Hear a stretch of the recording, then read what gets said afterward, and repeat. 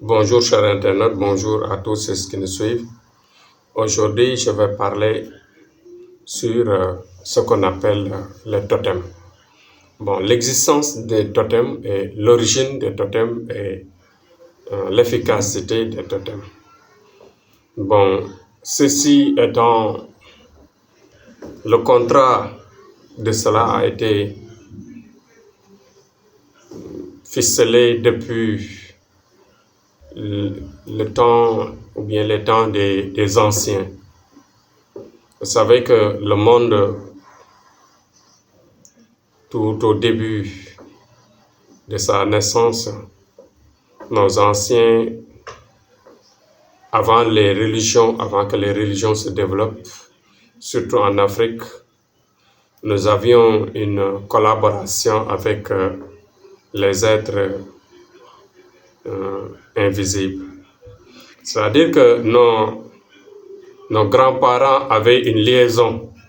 Leur vie était liée à la vie des djinns. Ils vivaient dans la solitude.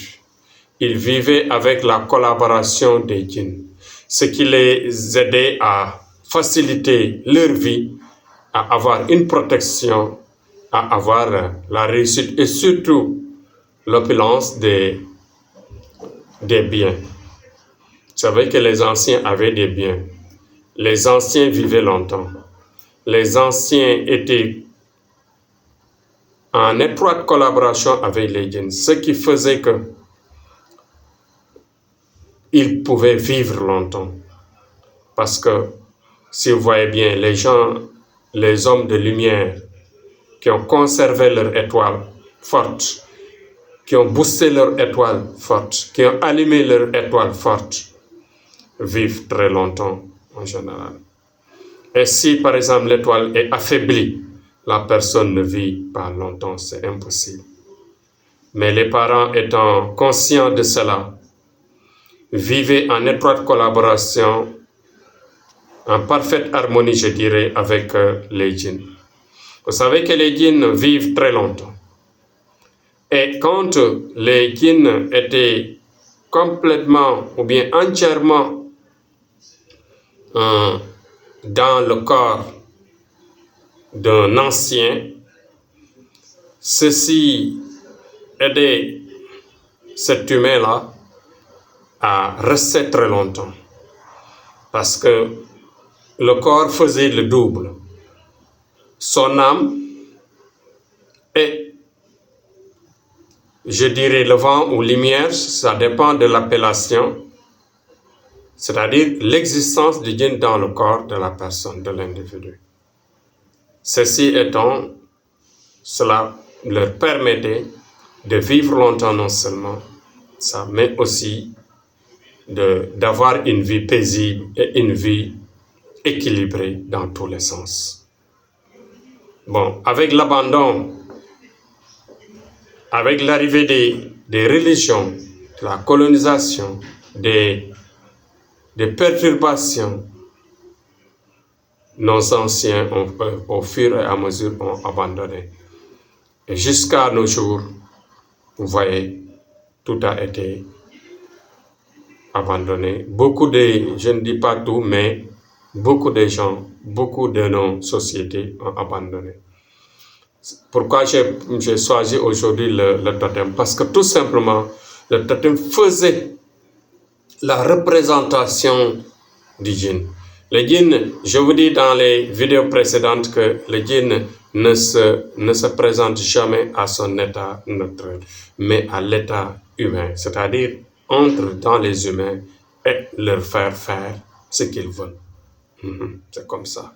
Même Satan, c'est ce qu'il fait.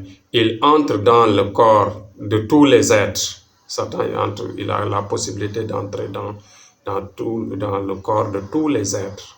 Quel que soit l'être, Satan peut entrer sur ce corps-là et faire du n'importe quoi. Bon, il entre même dans les djinns, dans les animaux, etc. Bon, je dirais tout simplement que les totems, c'était une représentation.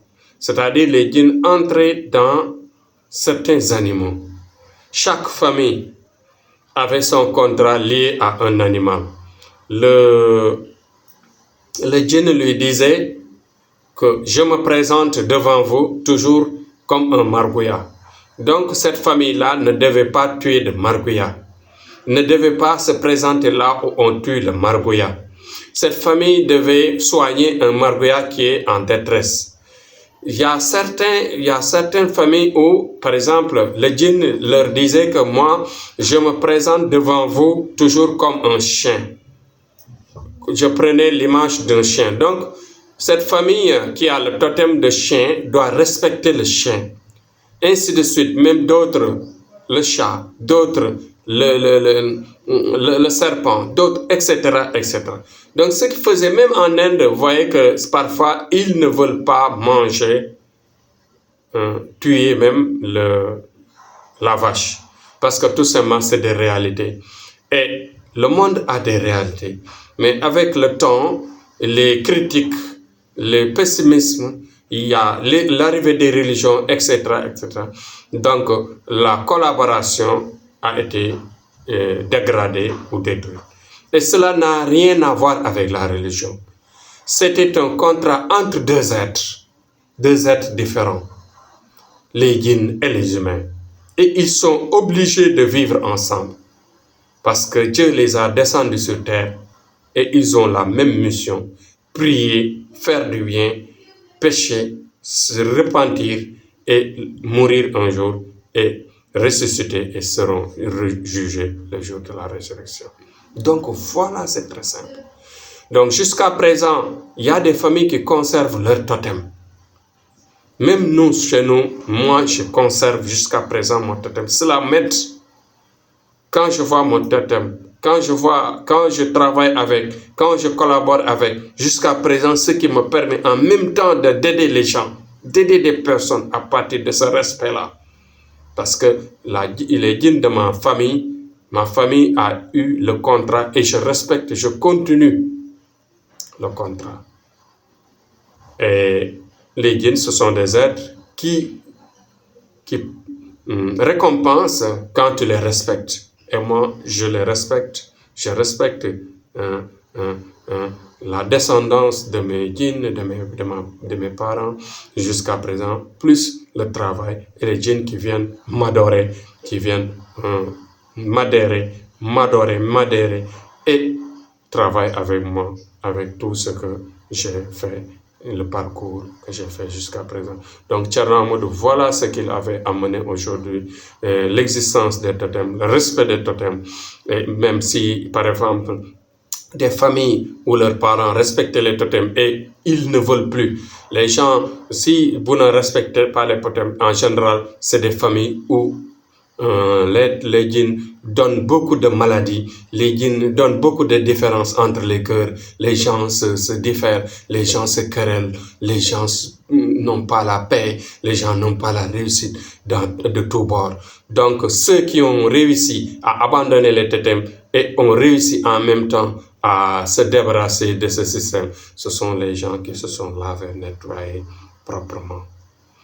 Nous, on est capable de nettoyer, de se débarrasser des humains, de ce contrat, de couper ce contrat, mais avec des prières, avec des sacrifices, avec des travail mystique qu'on peut faire pour séparer, par exemple, les djinns totémés, plus avec ou bien en collaboration avec telle ou telle famille.